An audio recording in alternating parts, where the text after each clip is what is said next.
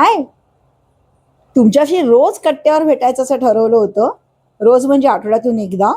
पण तरीसुद्धा काय झालं, की पहिल्या भेटीनंतर आमची शिफ्टिंगची वेळ आली. आमची बिल्डिंग गेली आहे रिडेव्हलपमेंटला. तर त्या सगळ्या चंबूगबाळा घेऊन इकडे नवीन घरी आलो. त्या शिफ्टिंगच्या दिव्यातून बाहेर पडून आत्ता हुश करून बसते. आणि तुमच्यापैकी ज्यानी हा शिफ्टिंगचा अनुभव घेतला असेल ना, ते सगळे ॲग्री करतील का खरोखर हे एक अग्निदिव्य असतं. म्हणजे मुळातलं काम कठीण, पण आपल्या मूर्खपणाने आ बैल मुझे मार करून आपण ते जास्ती कठीण करून घेतो. म्हणजे पायावरती कुऱ्हाड पडणं सोडा, कुऱ्हाडीवरती पाय मारण्याचा प्रकार. का माहितीये का, तुम्ही आपलं जे साजिरं गोजिरं छान लावलेलं घर असतं ना, त्याचं अंतरंग एवढं हॉरिबल असतं, हे तुम्हाला तुमचा माळा आणखीन कपाट उचकटल्यावरती कळतं. म्हणजे कुठून एवढ्या नाना गोष्टी येतात, बाहेर काढल्यावरती वाटतं की हे आत भरलं कसं होतं आधी, मावलं कसं. मी तुम्हाला सांगू, मी धरून ज्या माझ्या ओळखीतल्या बाया बाळण झाल्या आहेत, त्यांना दुसऱ्या दिवशी हा प्रश्न पडतो की हे बाळ आत मावलं कसं होतं. हा तुम्हाला सगळ्यांना ज्यानी कपाटं रिकामी केली आहेत शिफ्टिंगसाठी त्यांना प्रश्न पडेल की हे आत मावलं कसं होतं. पण मला त्या आधीचा प्रश्न पडतो की आपली नजर चुकवून हे सामान आत जाऊन बसलं कधी सगळं. आता आय ॲग्री का हा भाग माझ्या पहिल्या उदाहरणाला लागू नाहीये, पण तरी सुद्धा कारण एवढ्या नाना प्रकारच्या गोष्टी आपण विनाकारण जमा करून ठेवलेल्या असतात की काय विचारू नका. माझी कपडे खरेदीची नापसंती ही पंचक्रोशीत प्रसिद्ध असेल, पण माझ्याकडे एवढे कपडे होते म्हटल्यावरती मी अक्षरशः अवाक झाले. कपडे आणि दुसरी गोष्ट म्हणजे प्लॅस्टिकचे डबे हा मला वाटते जागतिक शत्रू आहे. म्हणजे छुपा श इतका छुपा शत्रू आहे तो, की 4 वर्षापूर्वी ना मी घर लावलं तेव्हा ठरवलं होतं की यापुढे आपण एकही प्लॅस्टिकचा डबा टिकवून म्हणून ठेवायचा नाही. तरी सुद्धा इतके नाना रंगाचे नाना तऱ्हेचे डबे माझ्याकडे सापडले मला, की मला कळत नाही. कधी कधी प्रश्न पडतो की यांना काही आत पिल्लं होतात की काय, कारण कुठून येतात एवढे डबे. आणि गमतीची गोष्ट माहितीये, तुम्हाला जो डबा सापडेल ना त्याचं झाकण डेफिनेटली सापडणार नाहीये. म्हणजे त्या डबे आणखी झाकणाच्या जोड्या लावणं, आपल्या जोड्या लावायला परमेश्वराला जेवढा त्रास पडला नसेल ना, त्याच्यापेक्षा जास्त त्रास या जोड्या लावण्यात असतो. आणि बहुतेक जोड्यांसारखे काही काळाने लोक आपापले स्वतंत्र आयुष्य जगत असतात. याचे इंटरेस्ट वेगळे, तिचे इंटरेस्ट वेगळे. तसेच ते डबे आणखीन झाकणं कपाटात आपापले स्वतंत्रपणे राहत असतात. त्यांना अशा वेळेला जोडून एकत्र आणून जोड्या लावणं, मला तर अशी एक युक्ती सुचली होती ना, की एखादी किटी पार्टी ठेवूया आणि हाच एक खेळ ठेवूया, बाबा याच्या जोड्या लावून द्या.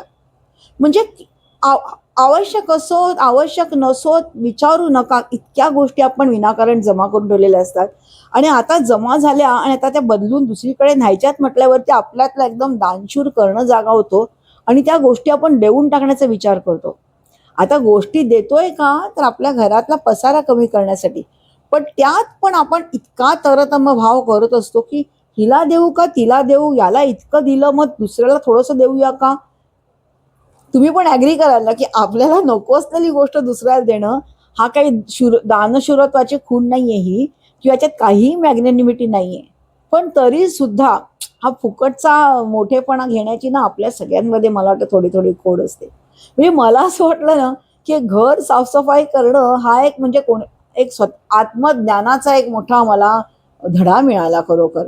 म्हणजे तुम्हाला सांगू, माझ्या एक लक्षात आलं, की आपण आणि आपलं घर दोघेही जितके सॉर्टेड साजिरे गोजिरे बाहेरून दिसतो ना, तितक्यात नसतो. घरात जशा न न गरजेच्या टाकून देण्याच्या लायकीच्या गोष्टी आपण विनाकारण जमा करून ठेवलेल्या असतात, तशाच मनात देखील कसल्या कसल्या जुन्या आठवणी, काही काही जुन्या नको असलेल्या गोष्टी कुठे ना कुठे कोपऱ्या कोपऱ्यामध्ये साचून राहिलेल्या असतात. त्यामुळे ना घराचं करतो तसं मनाचं पण डीप क्लिनिंग वारंवार करणं आवश्यक आहे. दुसरी म्हणजे ना, हे हव्यास म्हणजे एवढा का स्वतःवरती संयम असू नये. म्हणजे मला एक मान्य आहे की बाबा वजन कमी करण्यासाठी रोज व्यायाम करा आणि गोड खाऊ नका, हे संयम थोडेसे कठीण आहेत.